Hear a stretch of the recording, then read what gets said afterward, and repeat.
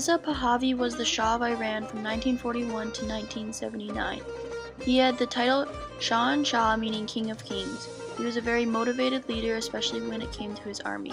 He spent a lot of time building up the Iranian army up until he was overthrown by his people in the Islamic Revolution of 1979, which would end the reign of Iran's last Shah. Before the Shah came to power, he completed primary school in Switzerland and then graduated Tehran Military School.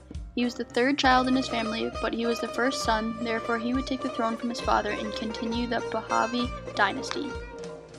In his first years in power, he was forced to deal with an Iranian nationalist that was causing havoc in the country, who eventually got Pahlavi kicked off the throne. But within 7 days, he was returned to power by help from his people in the US.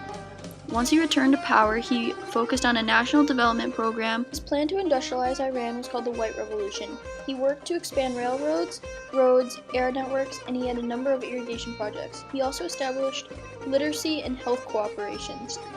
He later decided to work on making relations with the Soviet Union and Eastern European countries. The after effect of the revolution went in many directions. For example, the country was more industrialized, but many people were upset with how it was done and where their land went because a lot of people were stripped of their farms. The country's literacy rates also improved, but still Iran had one of the lowest rates in the world. After the revolution, there were also many of riots led by Khomeini, which created a lot of turmoil in the country. The country then began to really focus on the oil industry, which was led by Mohammad Mossadegh, who worked to get rid of the British control of their oil.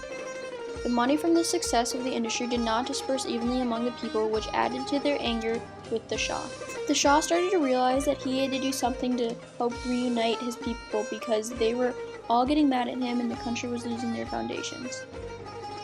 Therefore, the Shah used his secret police to hunt down any secular opposition. He ended up having to kill many of people, which eventually led to him leaving the country and the throne. This was a very rough time for the people of Iran. At the end of the Shah's reign, his legacy still lived on. Even though in the last years people were killed and a lot of terrible things happened, Shah Mohammad Reza Pahlavi changed the calendar, increased literacy rates, gave women the right to vote, and created health cooperations.